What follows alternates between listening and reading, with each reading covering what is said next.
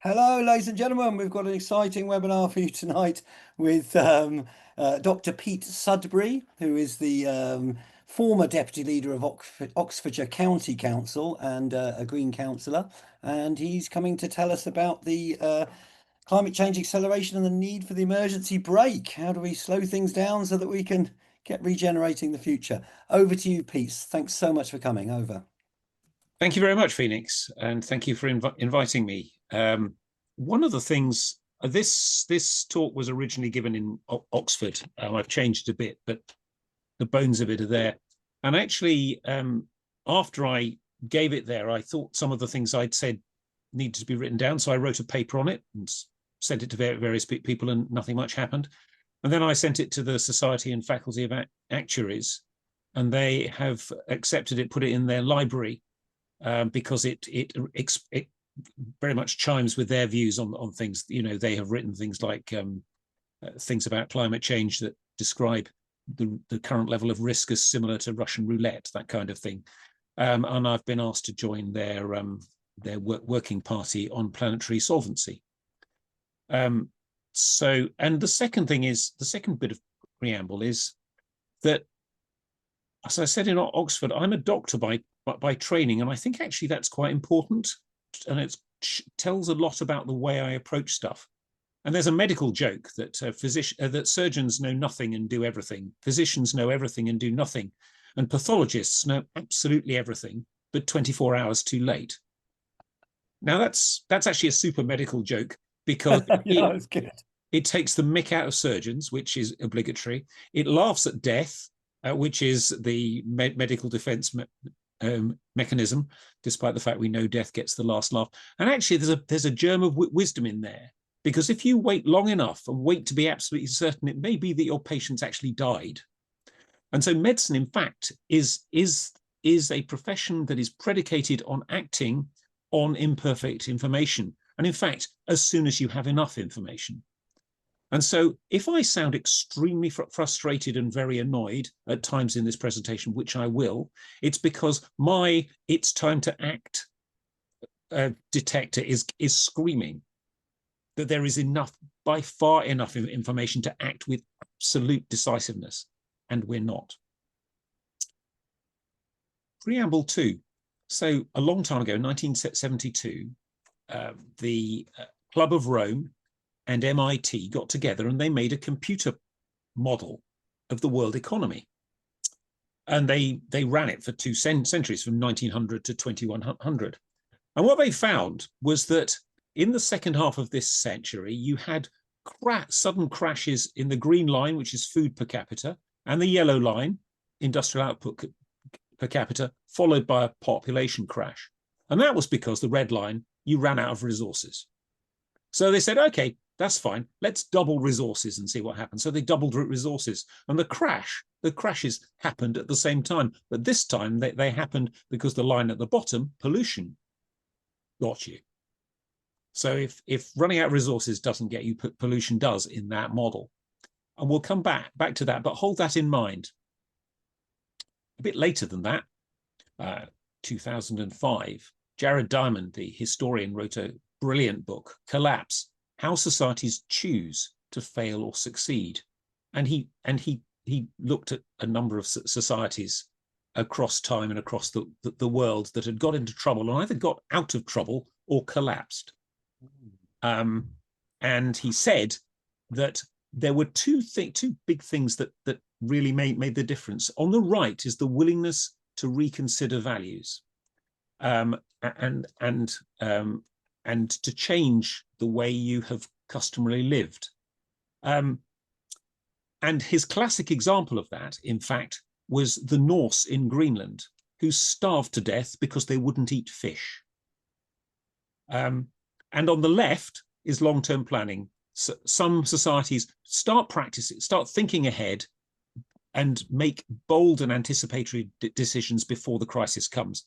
The bad news there is that if you've got an elite whose interests are not the same as yours, as the normal people, then you have much more of a problem with that. So how much trouble are we in? So this is Rockstrom's planetary boundaries chart. And it shows that we are in what has been called a polycrisis. So in the middle, the green circle is the safe operating space. That's where you would operate if you intended to hang around for a long time as a functioning society. And those segments which are outside of that, the scaling is logarithmic. The further outside, the further out of whack you are.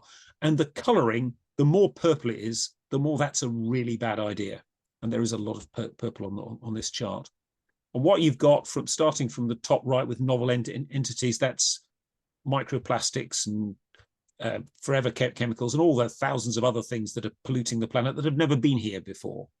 And then at the top, there's climate change, biosphere integrity, land system change, freshwater change, nitrogen and phosphorus pollution, and actually ocean acidification has just crossed over into the I'd turn back now if I were you zone. The hopeful one there is stratospheric ozone depletion. If we'd been here 20 years ago, that would have been right out of shape. It would have been into the very purple bit. And actually, the Montreal Protocol and the Kigali Agreement fixed it. Human beings decided to fix it, and they fixed it. The other thing that struck me when I was looking at this today, thinking about limits to growth, that if you look at these are all about resources or pollution. That novel entities is pollution. Climate change is pollution. Biosphere in integrity is about actually harvesting far too much in the way of resources. So is land system change. So is freshwater change. Biogeochemical flows is pollution. Ocean acidification is pollution. So actually, the Club of Rome had built all this in, which isn't very good news because it did predict that we would collapse in the second half of this century. And I should also say that reviews at 20, 40 and 50 years have shown that they were uncannily close to where things are.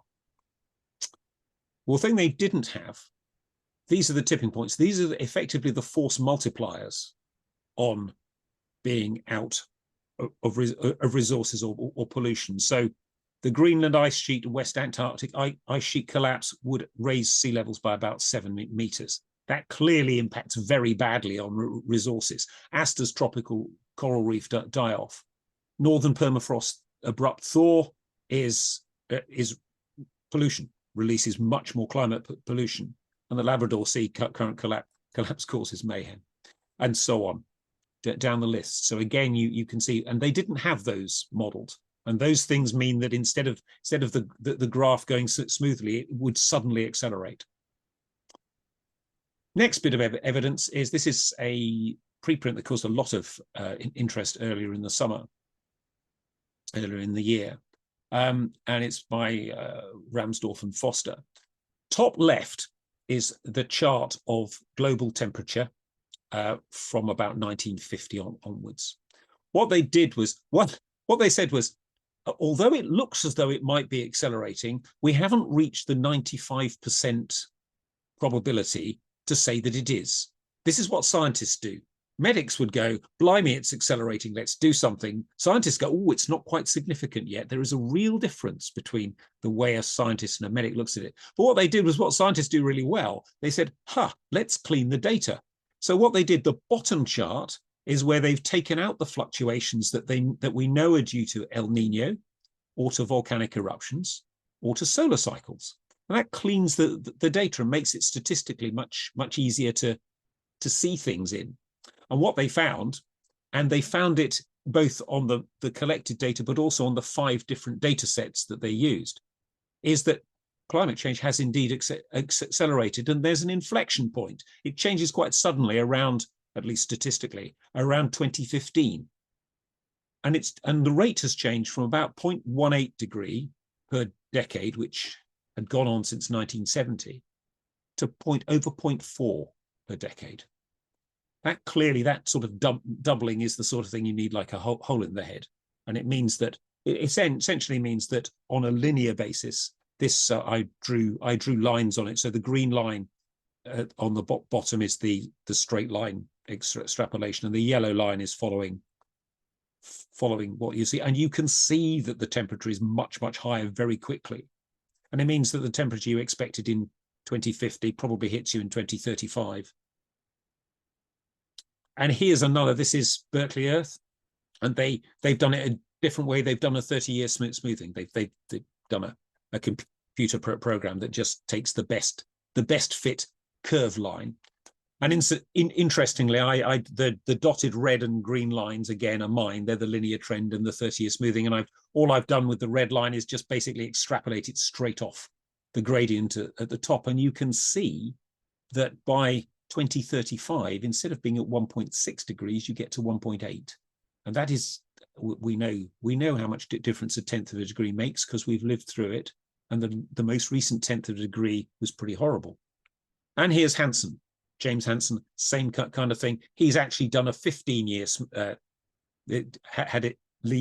He said it's from 15 years ago, and so you get a slightly different slope, but the message is the same. Climate change is accelerating, and this is why. This is one of the reasons why.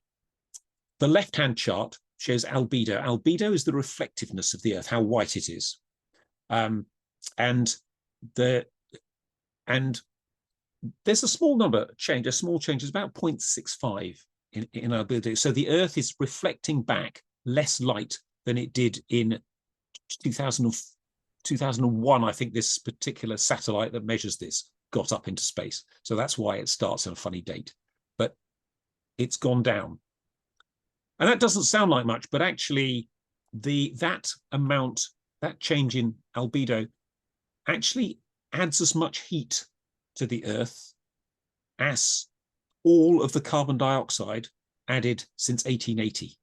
So it doubles the impact of carbon dioxide. And between them, they account for about half of the warming we've seen so far. The other half is mostly water vapor, which simply follows temperature. So it's a dependent variable. Something heats the world up, water vapor increases, and water vapor is a powerful greenhouse gas. On the right, you can see a plot for one of the reasons for that, and that's cloud cover. It's been very clear for quite a long time that cloud cover is reducing by about 1% a decade. And if you've ever flown an aeroplane, you will know that low clouds reflect a lot of light, because when you look down, they're absolutely blinding, aren't they?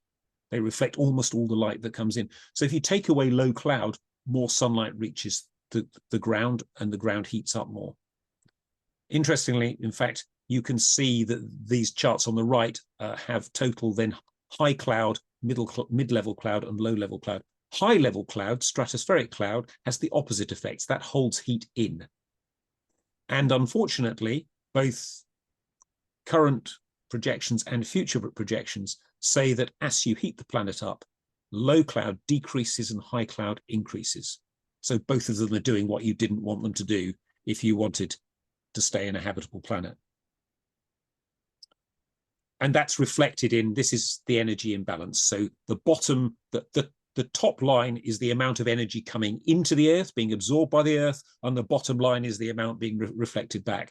And you don't need a degree in rocket science to work out that if more energy is coming in than is going out, you get hotter. And the other thing, you don't need a degree in rocket science or a statistical degree to notice that in 2004, the imbalance was an awful lot smaller, and it's got progressively bigger, and it's doubled since about 2015. Why does that matter? Well, one of the things that really gets affected by temperature increase is agriculture. In fact, agriculture is probably the soft underbelly of our entire civilization, because if you can't grow food in very large quantities on very large amounts of land, people start starving. And agriculture particularly has, the last 10,000 years have been remarkably constant in climate. The climate has been more stable than almost any period in the last 700,000 years. And so our civilization has grown up in a period of exceptional stability. So we know how farming works. We know, people know when to plant things and so on. And that's all out of the window now. We're now way outside, about half a degree outside of the temperature range any human being has seen since the last ice age. And what happens? Well, gradually you get, in agriculture, you get degradation and inequality, you get loss of biodiversity, crop vulnerability, and then gradually you go into probably where we are now. You're starting to get crop failures, water conflict, market volatility, price spikes, and then multiple breadbasket failure. There was one of them already in 2018, all the northern breadbaskets, Canada, Europe, Russia, China, all had crop failures at once. That's only happened once. Once it starts to happen more often, you get into trouble. And down here on the left-hand side, you start to get system failure. Whole states collapse because they can't feed their people. But in the meantime, a conference I was at in May, there's a guy from Lloyd's Bank talking about how they're supporting farmers to transition to agri-ecological farming, because he said farmers are going bankrupt because of climate change. Your food prices are going up because of climate change, because it's more difficult to grow food. And the European Central Bank and Potsdam Institute reckoned that food inflation by 2035 will be between 1% and 3% a year. Why does that matter? Because food inflation is about a third of total inflation. So if suddenly food inflation goes to 3%, then, and central banks are still trying to control inflation to 2%, that's half of their wriggle room gone. Becomes increasingly difficult to control economies, and food gets more expensive. This paper is really interesting because this was a very bold effort at really drilling down into detail the impact of temperature rise on economies at national level, right back for 20, 30 years and projecting forward. And what it got was that there's 20 by 2050, GDP would be 20% lower than it would otherwise have been because of climate. And that gave a cost of carbon of about $1,000 a ton, the amount of damage done. And they said this is like fighting a war domestically. It's like being in Ukraine. And also the model that it demonstrated, you pushed it on, you got precipitous declines in output, capital, and consumption by 2100. Where have we seen that before? So, Pete, just to clarify that, that's $38 trillion of damage caused by climate change each year. Yeah. And so the world economy is 38 trillion smaller by then. Wow. Now, this paper has been debunked, at least partially, because the results were enormously skewed by, believe it or not, Kazakhstan, where there were some weird results. So they took them out. And most economists took them out and found that it went down to 6%. But the people who wrote this paper said no, because, and there is a big argument going on, when you have a climate damage, a really bad climate event, how long does it take to recover from that? And they'd modeled in 10 years. And other economists say that's far too long.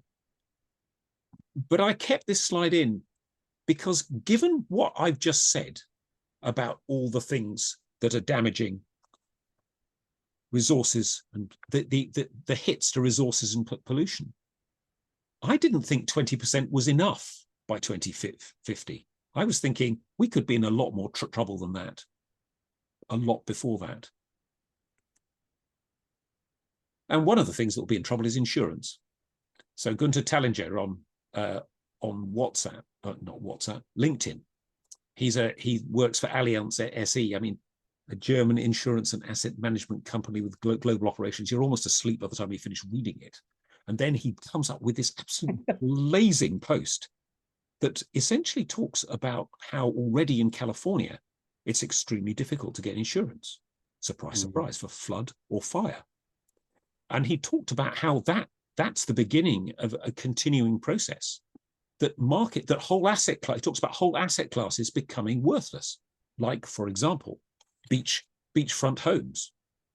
You can see, couldn't you? Don't buy a beachfront home because the sea level is going to rise and storms get more severe, so tidal surges are bigger. It's not hard to work this stuff out. I think there's been a focus in recent movements about insurance companies and a number of actions and awareness raising, and I think there's more dialogue starting to go on now. Groups. And he talks about rapid and brutal repricing, and then he says you get to 3 degrees, and you can't transfer or pool risk. Insurance doesn't work because the premium are just unaffordable because your risk of being wiped out is so high that you're paying a significant proportion of the value of the asset. It can't be absorbed. Usually, the Civil Contingencies Act in the UK says if there's an act of God, the government picks up the tab. But governments won't have any money left to pick up the tab because they'll have been picking up the tab in increasing levels. And you can't adapt anymore. You can't pick up New York and move it 70 meters uphill. So an awful lot of stuff is within not many meters of sea level, for example. And an awful lot of stuff is at risk from hurricanes. In fact, Hurricane Helene wiped out a town that had only a few months before been listed as number 3 in the top 10 places in the US that were safe from climate change. And Hurricane Helene washed it away. In fact, Norway's just currently building floating towns on hexagons off the coast of Norway at the moment for these kind of scenarios. And nowhere is safe. But the problem is the existing assets are huge. So you don't get mortgages or development or investment, financial stability. And markets fail. The whole thing fails and capitalism collapses. Now, you might say, yippee. Capitalism, particularly neoliberal capitalism, is the problem. The difficulty is, of course, that getting rid of something bad doesn't mean something good comes in. Actually, the collapse of capitalism means the collapse of our civilization.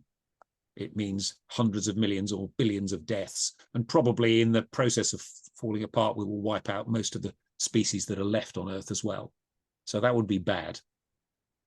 So what questions? So I think that what are the solutions? Thanks, Felix. Some of the failures around climate change have been failures to ask the question correctly. So the first question is, what do we need to do to get control of pollution and resource depletion, to get back inside planetary boundaries? And the phrasing is important. It is not what should we do, what might we do, what can we do, what can we afford to do? It is what do we need to do? Even if that looks impossible, we have to outline what we need to do, because this is a pass-fail question. Doing 3/4 of what you need to, you still get wiped out. And winning slowly is the same as losing. So you have to ask, what do you need to? That's the first question I asked when I got to Oxfordshire County Council. If you ask that question, you get people go, oh, and then they're amazingly creative because you've taken off the blinkers, because we all put on blinkers. We automatically constrain ourselves to what's possible. Actually, we just need to ask, what do we need to do? And then similarly, how actually do we stay alive for long enough to benefit from getting to net zero? And also the subject of this talk, what do we need to have in place by 2035, say, to repair the biosphere and preempt the worst case? And again, as at the bottom, failure is not an option, or at least if you want to survive. So, oops, I've gone the wrong way. Oh, and my button's working as well. So this is a mind map of Oxfordshire County Council. My mind map. It may tell you more about my mind than it does about the County Council. But in the middle there, the purple oval is the critical thing actually that you, Phoenix, are into, isn't it? This is community activation. Without that, nothing else will work. And you have prepared, proactive leaders and informed, activated citizens working together on adaptation and mitigation. Without that, nothing works. You can't. The infrastructure for solutions is what we need. The space for the community. The infrastructure for solutions everyone to cooperate. Yeah, it's people. And so that's the core principle. And so what do we need to do to get back in planetary boundaries, end pollution and resource depletion? And that's that section. So the purple stuff is still there. But if you look at the top right, you've got the local nature recovery strategy. And any survival depends on us repairing and enhancing nature at an extremely rapid clip. If we don't do that, we might as well stop now. And then the rest of the planetary boundaries, donut economics, invented by Kate Raworth in Oxford, is the manual, the definitive manual for how you create an economy that satisfies human needs without costing the earth. And that is twinned very closely with circular economy. You have to be much, much, much more efficient with the way you use resources. obviously, because a lot of those planetary boundaries were just about overusing resources, weren't they? And then down the bottom near planetary boundaries, PASCO, Pathways to Zero Carbon Oxfordshire, was written by the Environmental Change Institute for OCC, and it is the most comprehensive plan I think ever produced to decarbonise an entire county by 2050. Can anyone find a copy of that, please, and put it in the chat? Of course. No, I haven't got a copy that I can put in the chat. Okay. It's long. ZCOP, Zero Carbon Oxfordshire Partnership, is a coalition of the willing companies, public sector organisations and so on, just wanting to drive ahead on zero carbon. And then in the middle, the LEP, Local Enterprise Partnership, and its Strategic Economic Plan, SEP, are now the responsibility of the county council, and they are being rewritten to put this stuff in because the previous LEP didn't do that. And we also have tech clusters and universities. If we can't do this in Oxfordshire, probably no one can do it anywhere. And on the left is Chris Skidmore's, brilliant, oh dear, help. Chris Skidmore's brilliant Mission Zero, which is a neoliberal framing of why net zero is a really good idea, and the local area and energy plan. So that's that bit. But actually, that's what about us? What do we do? Well, there's behavioral stuff. We know this stuff, don't we? Plant-based diet, transport habits, and consumption habits. Predominantly plant-based eating. It's better for your health anyway. Stop moving around as much, and when you do move, use very, very efficient methods of moving, and don't consume so much. Technical stuff, the Reader's Digest stuff about decarbonisation is decarbonise electricity, electrify everything, bang, problem solved. As with many things, there is a huge underestimated category of things that are simple but not easy. And the circular economy, institute the circular economy for yourself. And then there's political stuff. If the first one, if you find yourself parroting what Kemi Badenoch says about solar farms taking up valuable farmland, it may be you got the wrong memo, because actually the amount of land needed for the solar needed for net zero is in the UK is about the same as that taken up by airports and golf courses, both of which are vastly more damaging, and nobody goes and tries to save the planet. Well, we do try and save the planet from them, but it's too late. So that's remember that there have been some great lines produced by the right to undermine the whole process. Voting habits, it's perfectly clear now you have to vote for a party that really believes in changing the world, not just tinkering at the edges. I will give the Labour Party this. Ed Miliband does have an awful lot of things right. Thirdly, we are the majority. The people on this call are part of an 80% majority of people who know that climate change is serious, who think that governments should be doing more about it. And that includes the people who vote for reform, by the way. And finally, Michael Mann, the distinguished professor of atmospheric physics from Penn State, says anyone who still does not believe in climate change is either an utter moron or an unconscionable liar. And it's time that we stopped being nice. Progressives have a real problem that we are nice and the right are not. Actually, Ed, I accept you in this. I understand, Ed, that you are trying to be the nice right, but the extreme right that has taken over most of politics really just laughs at us being decent. It is time that we called Nigel Farage a bloody liar to his face. It's time that he was called that every time he goes out, because he is a liar. And it's time that his lies were, and that we used the word lie rather than, oh, that's not quite right. And we didn't use the word skeptic. We used the term liar or fool, because nice guys come last. And they do. We will come last. The nicer we are, the more they will crush us. And he's sponsored by so many fossil fuel companies and all the rest. Yeah, he is. He's virtually his company. Reform is virtually a wholly owned subsidiary. Ed has spoken about that. And secondly, this sounds like trivial, but actually this is a big problem. How do we keep ourselves and nature alive for about 30 years while we undo the mess? And that's this bit. For the county council, That's the local nature recovery strategy and sustainable urban drainage, natural flood management, and the fact that we are the lead local flood authority. That's the big bit that the county council will do statutorily, because we are responsible for flooding. And Oxfordshire, as you may have noticed, tends to flood a lot. It's got 5 or 6 catchment areas, each of which has exquisite ways of flooding people. And that meshes really well with the county council has a duty on emergency planning and resilience, and it's the paramilitary wing of that is the fire and rescue service. And we also have public health. So that's the bit that we do. But actually, there is much more to adaptation. I think we need to think about these. I could never get anyone to accept this when I was at the county council as the way we should frame it. But there are 6 things that you need: power, water, food and agriculture, safe shelter, transport and logistics, and ICT. If you have all 6 of those, you're going to survive very well for a very long time, because everything's going to keep working. If you lose any one of those, you're in trouble in anything from a few hours to a few weeks. And first among these is power. If the power supply goes off, you can't pump water or sewage. You can't buy food because the till won't work at the shop. None of the tills will work. And anyway, the freezers will have gone out and they'll throw all the food away because they have to.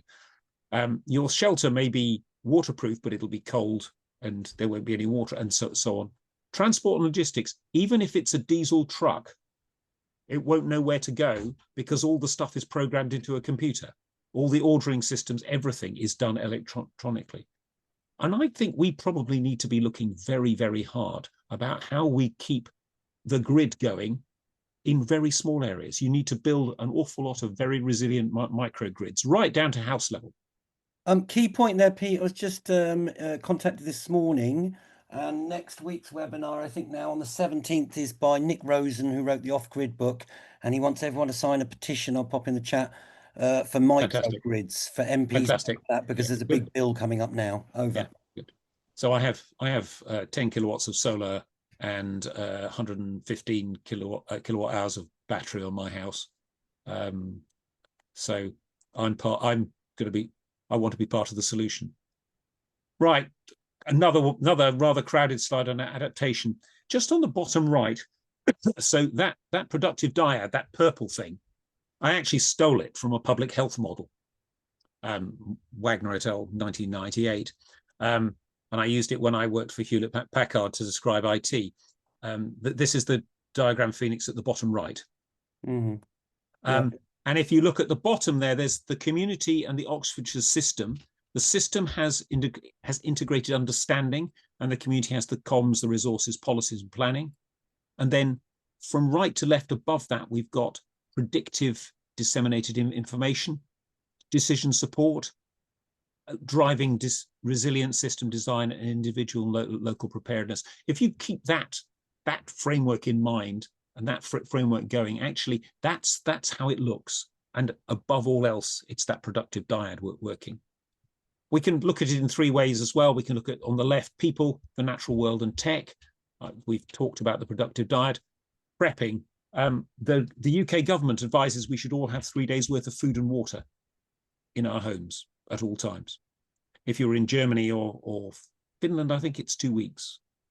That's a lot of water, by the way, when you work it out. We need to start creating climate shelters where people can go when it's too hot or too cold. Remember, in heat waves, 90% of the people who die in their own homes because they cook. Natural world. Yeah, we need to restore the natural world and restore it and use it in all the ways we can to keep us safe. Tech, we don't just need to do the power stuff. We also need to think about boreholes. Each village or each settlement needs its own borehole that it can run off its own pumps. And somehow we need to work out how you get food and so on. You could have an entire seminar on this. I'm not going to say any more about it. And next, this question, what needs to be in place in 5, 10, 15 years time when things are really going badly wrong? So let's imagine ourselves in 2035. The situation report looks like, well, we've got massive structural and cumulative Earth system overshoot. We pumped out, there's vast amounts of overshoot on the greenhouse gases. Carbon dioxide went through the guardrail of 350 parts per million in about 1990, when Margaret Thatcher was giving speeches about tackling climate change. And since then, the amount of carbon dioxide has more than doubled. So that is a cumulative overshoot that somehow needs to be got rid of, at least a very significant part of it, before we get back into the safe zone. And the structural overshoot is just that we keep using fossil fuels. Current net zero and nature recovery trajectories are not on track and don't show much sign of getting there. We know that climate change is accelerating. We also know the impacts are worse at any level than expected. If you look at the tipping points, you go back to from AR6, so the sixth report of the IPCC, you go back to AR5, and they're at higher temperatures. So everything is happening earlier and worse. However, by 2035, fossil fuel emissions will be dropping. The major reason they will be dropping is that China is really going for this. And China probably has peaked their emissions this year, and that's 5 years ahead of their own target of 2030. And China 15 years ago set out to dominate the world in solar batteries and EVs, about the time that George Osborne was busy destroying our lead in climate industries, in fact. And it's pretty annoying that a dictatorship did rather better than a democracy, but it did. And so as you begin to drive down fossil fuel use, the power of the fossil fuel companies will reduce very fast, in fact, because they don't downsize well. And secondly, citizens will be becoming really nervous, because you can look on your telly now and see hell on earth, people suddenly waking up in hell on earth. That's going to be happening to us and to people we know and to near us much more often. And it might even get through to the billionaires who currently control the media and governments and are putting the brakes on this process. It might even occur to them that you can't eat dust and you can't breathe smoke. And so even some of them might start coming and saying, actually, we need to act on this. And human beings are absolutely amazing. David Attenborough said, we are the most creative species the world has ever known. When we get hold of this, we will go for it. Simon Sharp, who wrote 5 Times Faster, who has done stuff in climate change for decades. And in fact, his biography is one of those ones that makes you realize how little you've accomplished. But anyway, he was at Innovation Zero, and he said, when the Ukraine crisis hit, the Germans built 5 LNG ports in 1 year. It takes 10 years to build an LNG port. Just imagine that thrown at climate change. And he actually said it to a colleague, he said, yeah, it's amazing what we do in emergency, isn't it? And he said, yes, what about climate change? This is the really key thing, if we put our minds to it like World War II.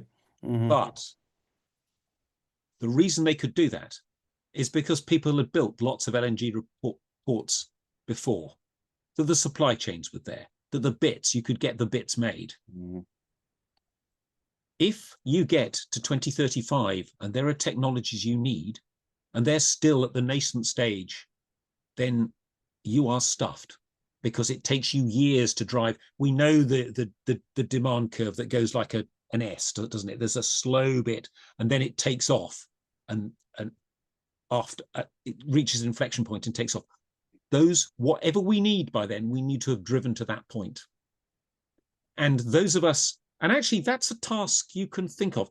Cracking climate change from us here looks really hard, because we're small in numbers, if big in ideas.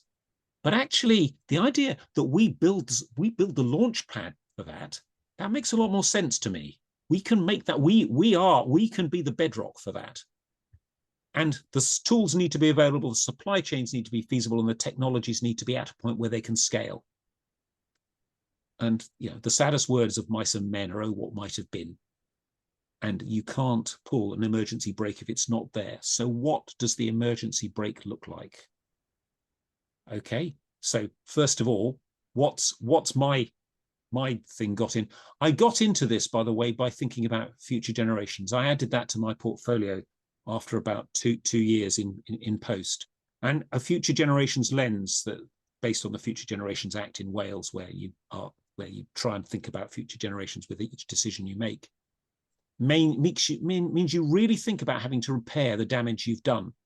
You think about negative emissions, and in fact, one of the last things I did at the county council was to get the cabinet to vote that we would not stop at net zero. We would go beyond net zero on our own emissions, and we would go into negative emissions.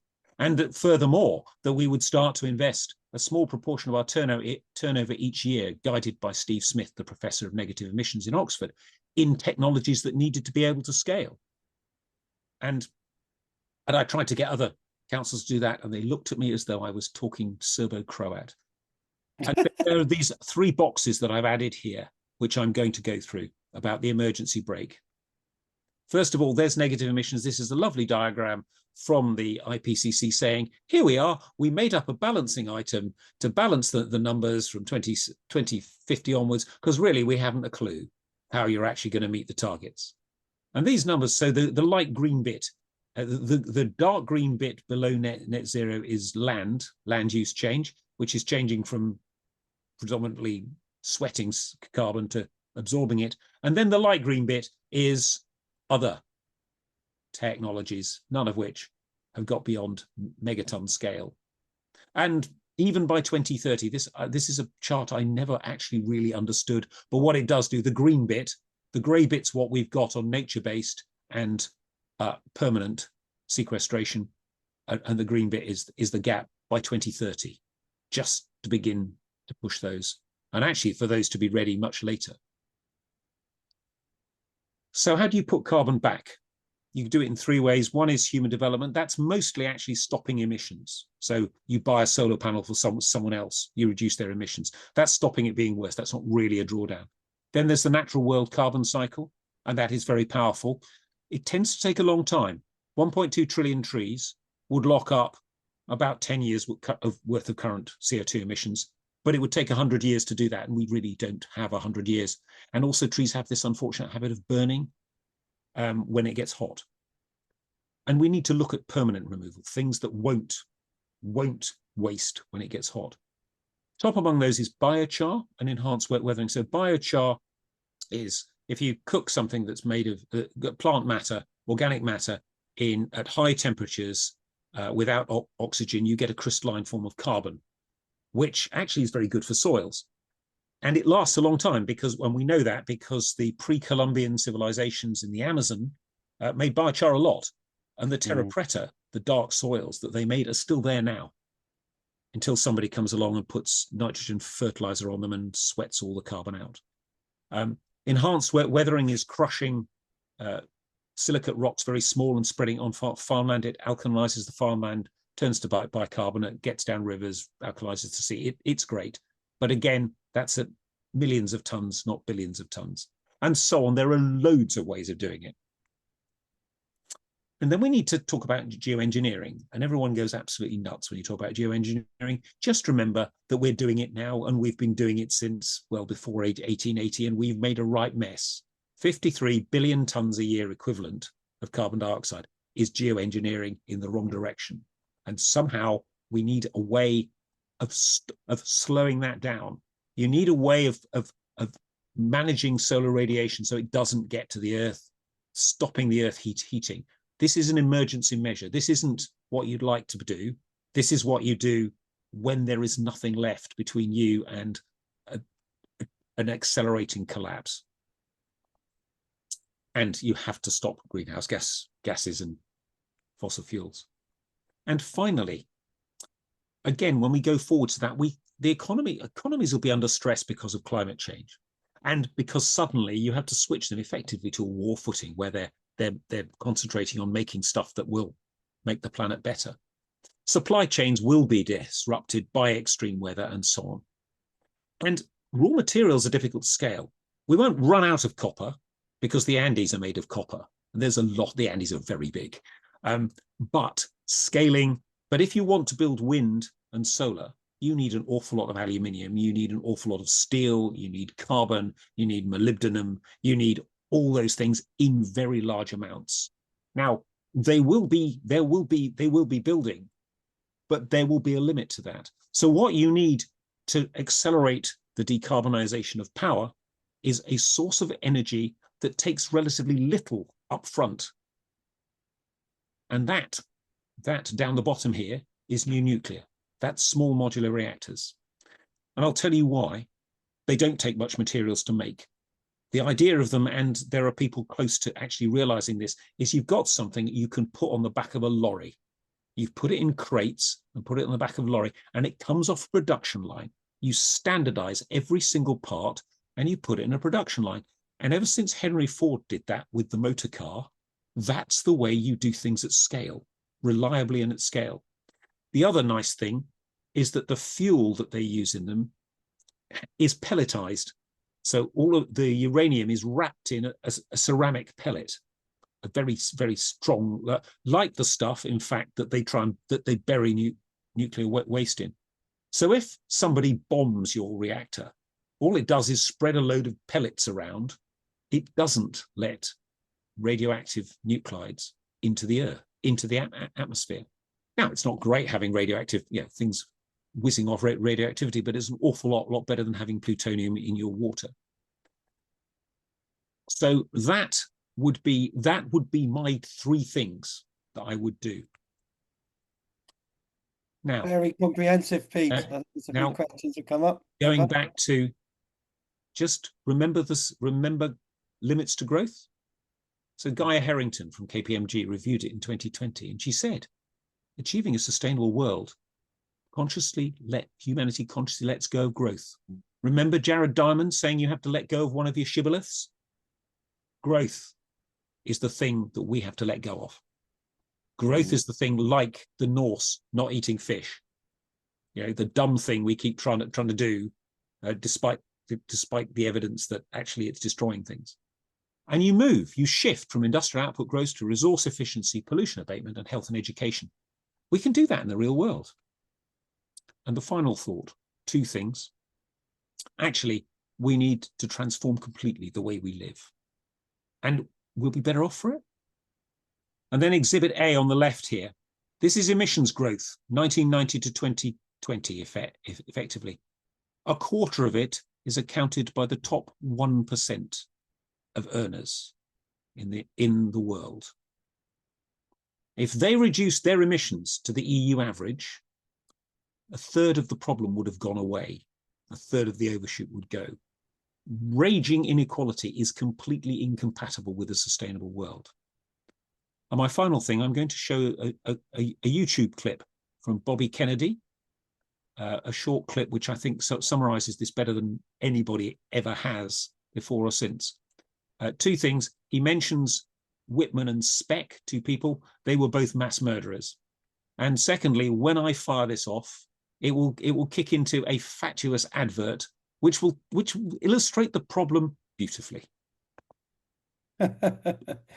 Brilliant, Pete. I'm glad you've got the solutions up there with Project Drawdown. It's great. This is a key-shaped flashlight that emits an ultra-bright beam of up to 6,000 lumens with just a flick, easily illuminating an entire building. Can't shut this thing up. Don't worry, let it play. Just to say, Project Drawdown that you mentioned and the solutions chat there. Please check it, ladies and gentlemen. It is a too much and for too long.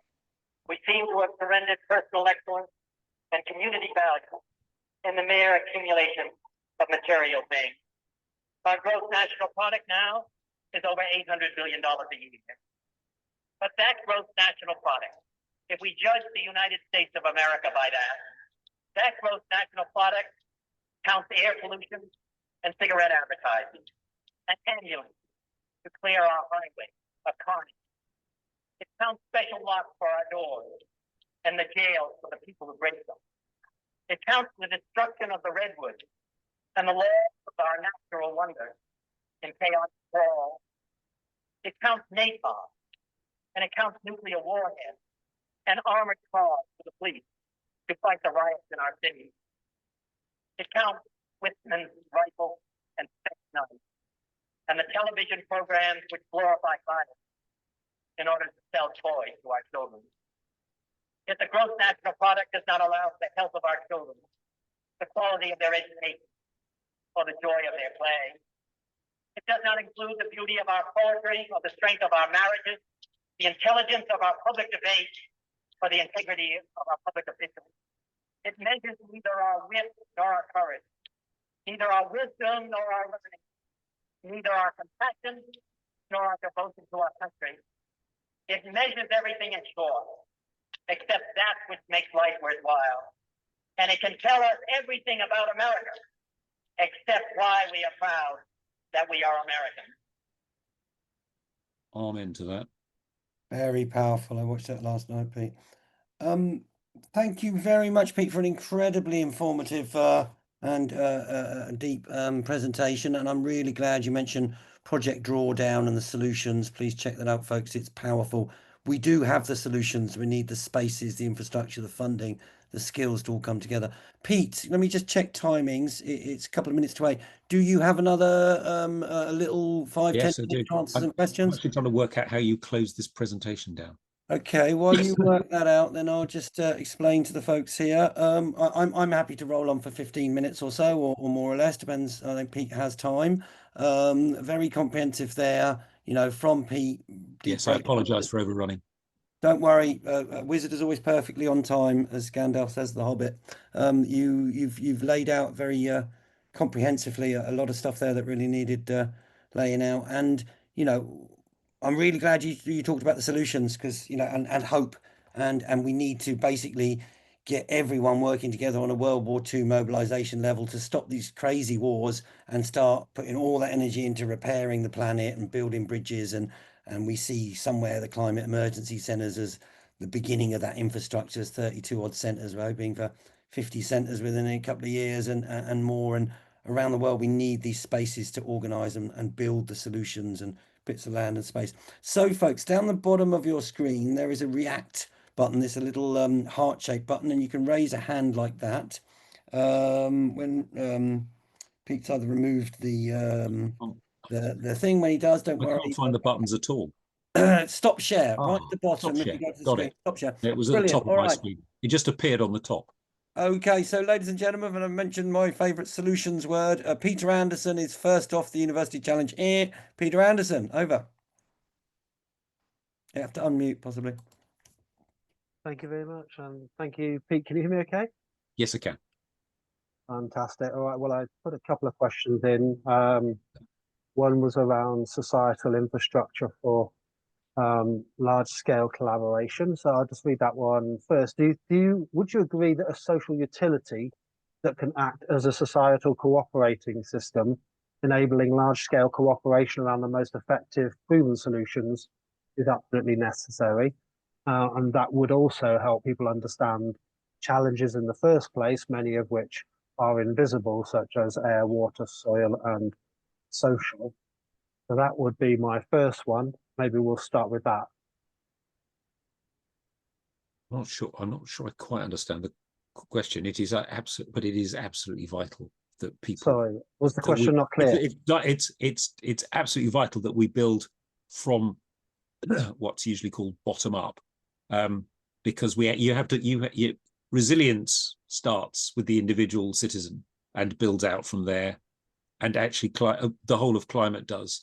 And I don't know if you know, but Rupert Reed and Caroline Lucas have just launched a thing with an acronym I can never remember, which is embarrassing, but that essentially aims to look at resilience at ground level, because that's where people are at the moment.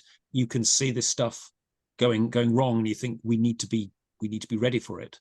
And then you can, as Rupert says, you can then move from that into them thinking about, well, why is this happening in the first place? And realizing that actually you have got to stop burning fossil fuels and things. So yes. Was that the climate majority you were referring to? Well, it's a branch of, I can't remember what it's called. It's got a clever acronym, but unfortunately I can't remember what it is. But anyway, they Safer. worked out. Safer, that's it, correct. Thank you very much. Go to the top of the class, take a sweet from the jar. Well done. Aura, very good. So I popped the second question in, or someone else Yeah. want to jump in? All right. Well, the second question was more technical. I'm really pleased that you mentioned Earth's energy imbalance in there, and more people seem to be referring to that, because Yeah. it seems to me like referring to carbon dioxide and any greenhouse gases is really about talking about the thickness of the insulation of your jacket, Yeah. whereas Yeah. Earth's energy imbalance actually talks about the body heat. And Yeah. as you can see, as you referred to, we're about 1 watt per meter square over at the moment. And to give people a flavour, that's the equivalent of around 400,000 Hiroshimas every day. There's a measurement of heat called Hiroshimas, and 1 watt per square meter is around 400,000 per day. And this is, if you go onto the MIA website, which I shared earlier, which is Mirrors for Earth's Energy Rebalancing, they make a strong case that mirrors on the Earth's surface is a much better idea than stratospheric injections or space mirrors, because you can actually control it. He's done the calculations that if we actually want to bring Earth's energy balance back down to zero, into balance for a sustainable future, and to give us time to tackle carbon dioxide and biodiversity regeneration, we would need to cover roughly 1% of the Earth's surface with mirrors. I was wondering what you thought. That's interesting. That math sounds incredibly hopeful. That's because, yeah, because it's 1.85. Just thinking that the half a percent drop in albedo is more than 1 watt per meter squared. So yeah, okay. I mean, I'll take. Somebody must have done the calculations. That's an interesting idea. You need to worry about where the clouds are. You need to put it where there aren't clouds, otherwise you'll just fry them.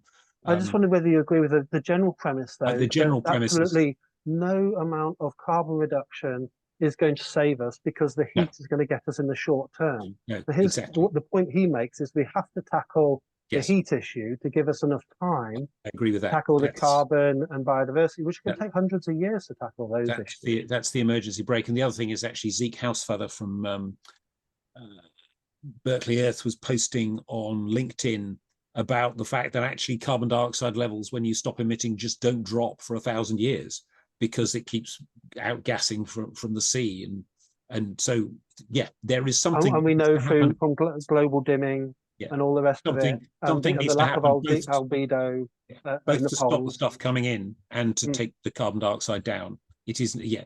Stop now before it's too late. Was too late about 20 years ago. I Right, think next.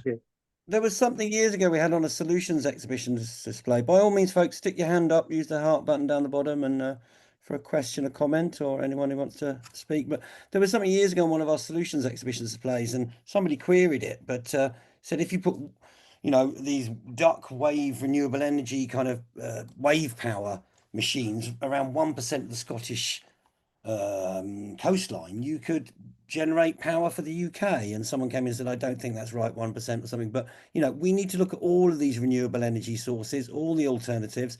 We need to maximize putting energy into wind, solar, water, geothermal, whatever it is. There's other kinds of energy sources we should also be looking into. And, how can we do this to rapidly change from fossil fuels, Yeah. and it needs to happen very, very fast on that kind of World War II level, that we are building whatever it is, windmills and water, tidal energy things as fast as possible, and at the same time, Project Drawdown, reducing all of our pollution and our consumption, and start the sharing solution. Yeah, but yeah, we need to remember that actually that huge wartime effort does actually increase the use of resources, and we're already overusing them, and so there is in parallel with that, we need to change the way our society works. Phoenix, Phoenix, I'm just ramming this home just partly because Earth's energy imbalance wasn't on my radar till just a few years ago. It's not on many environmentalists' radar. I see Rupert Reed is now leading with that slide of Earth's energy imbalance rather than anything to do with CO2. But Yeah. the thing is, it doesn't matter how much you talk about all of the other renewable solutions, we have to buy ourselves the time. And so unless we get ahead around reflective materials and mirrors, which is really nothing, it's not something anyone's really talking about, even though on Radio 4, you might have heard it just last week, they're talking about, trying to refreeze the Yeah. Arctic Yeah. to try to increase the albedo. But that is the absolutely number one if we There want was to a give ourselves simple, time to do everything else. when Pete was talking about the albedo effect, and I still need to grasp it a bit better, but there's something that came up for me there about there's something about painting the roofs of White. lots of white, Yes. and that That, is a that simple is solution that a lot of places could do. that is albedo management for houses. Right. Yeah, if you painted a large part of the Earth's surface white, it would work. But apart from the amount of paint you'd need, which wouldn't be good. But well, I mean, it's very good. It's within cities. Actually, that might well be a very good solution to or partial solution to the heat island We're effect. going to work on all of them. Any other folks out there, if you've got a question, a comment, a feedback, anyone who hasn't spoken, any sisters or any brothers, anybody who wants to ask a question there or comment, you can stick your hand up there with a little raised hand down the bottom. We are close to kind of timing. Any other feedback there? I mean, very, very comprehensive. Margaret Green, over. Hi there. I just want to know where to sign up. Basically, I already belong to my local transitional town, Wiltshire Climate Alliance, etc., etc. Change my diet, drive an EV, but there must be more that I can do. Project Drawdown sounds like the thing. Where do I sign up? Just type in Project Drawdown in a search engine, and you'll get to it. It's an online resource. Yeah. I've heard of it, but I don't know how I actually participate in it, because my community needs to be doing it, not just waking up to it. Okay, so Project Drawdown is effectively a systematic review group that reviews the ways. There's a list, I think it's getting on for 100 different things that you can do. And it's actually worth reading from that point of view, because it may be that there are some very simple things you could do around your area that would that are one of those. I mean, there are the things apart from shouting at my MP, which I do at a regular basis. It doesn't. He's a good bloke. But it does have things like educating women. So in okay, well, the more educated women are, and actually the more you let women lead things in general, the better it gets. Yeah, we do need a matriarchy. I agree. But if you educate women, they have fewer children. They run things better, and so on. Yes, so done that. Been there. Yeah. Read it. Read Project Drawdown. It's really beautifully written, and it's great fun. And they have a monthly seminar as well, I think. Okay. Just to follow up on that, Margaret, I think there are groups around Wiltshire. There is a Swindon Community Hub. We're going to the Resistance Exhibition on Saturday. Is there? Salisbury kind of repair cafe and group set up. Centre Brig from the Green Gathering. Am I getting it right? Is it Salisbury? Yeah, Brig from the Green Gathering director. They want to set up a centre. Brig. Yeah, I know Brig. Talk to Brig. That's their work. They need a building, but we're going to help them. Over. Okay. And because his wife is on a Green Party committee with me. Green Party women. We're kind of keen that our kids should have a chance. Future. Brig and Loppy are brilliant. They come up with Green. Just to say, folks, and we'll come Loppy. Yeah. Loppy. Yeah. Is to say it's really, really, really important that we work on these solutions through all these climate emergency centres. We're a solutions-focused network, as well as realising how bad it is. We're realists, but we need action on solutions. Helen, over to you. Yeah. Okay. Team. Thanks, Margaret. Hi.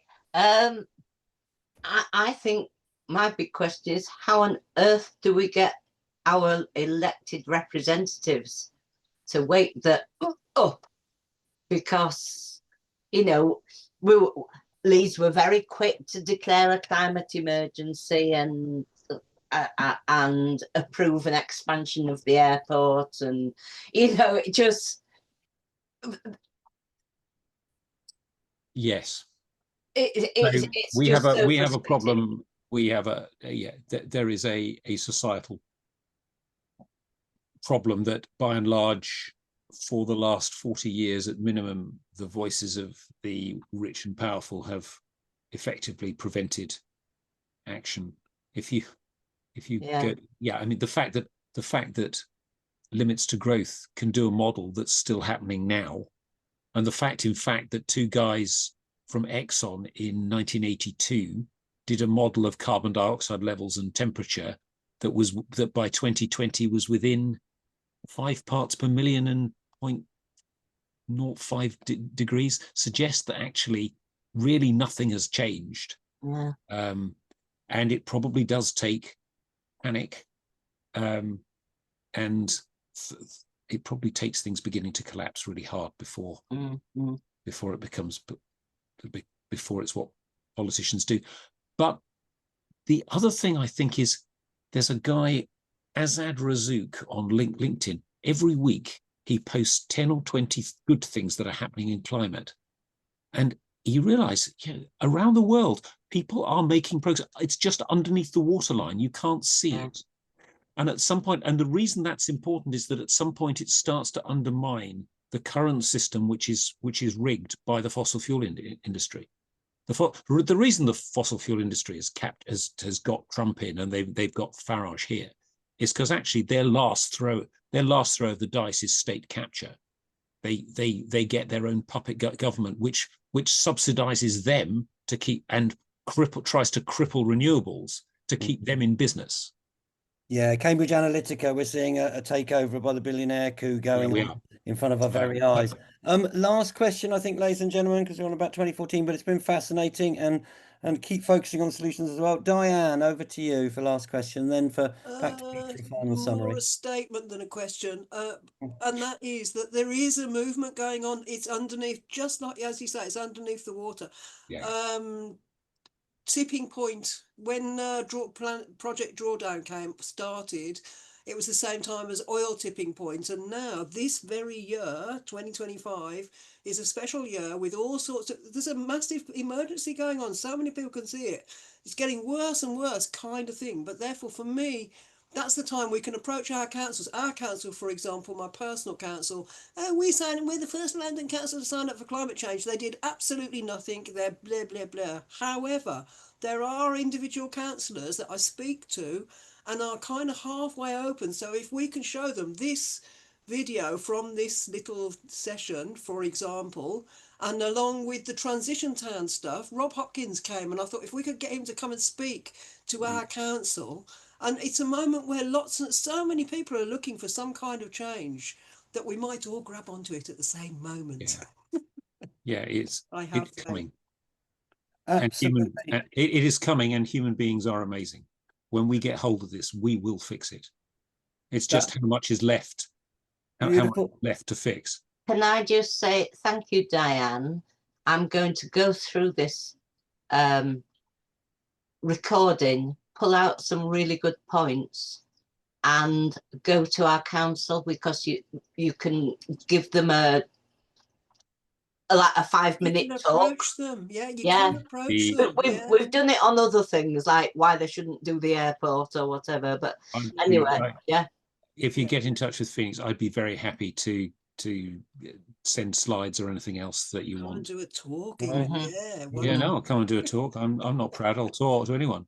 Here we go. Listen to me, God. On your UK tour, Pete, the lecture source from launch of the climate emergency to never. Just to say, folks, we early on we did a project called Solution Zone TV. We went out to 2009 Climate Summit. We asked people for 2 minutes, what do you think the solutions are? Everyone from MPs to Indigenous people to activists, and it is incredible. Exactly as just being said. There are, just under the surface, thousands of solutions, projects, places, communities. We need to link the dots. We need to have the spaces to meet, to organise, and to energise and focus these solutions. I'm going to come over to Pete for final words. I see Peter Anderson. very, very quick one, Peter, because we're going to come to Peter. I've just too. put my telephone number and my email in the chat. All right. Just to say thanks very much, Pete. Really Prompt. informative, very honest. Thank you very Contact. much. Yeah. No, And it's- just reach out and I will do my best to help. Yeah, thanks people. Thanks for listening. And yeah, I hope there's some useful grist there. Brilliant, fantastic presentation, and I'm really glad we're talking project drawdown and solutions and giving us a bit of a hope towards the end of it there, because it is a bit gloom and doom out there sometimes. Yeah, no, We have the solutions, we can mobilize. We can save the planet. All right, Yeah, I'm going to stop we the can. recording there. You're welcome to stay around and chat must. and discuss for a bit if you like. Thank you very much to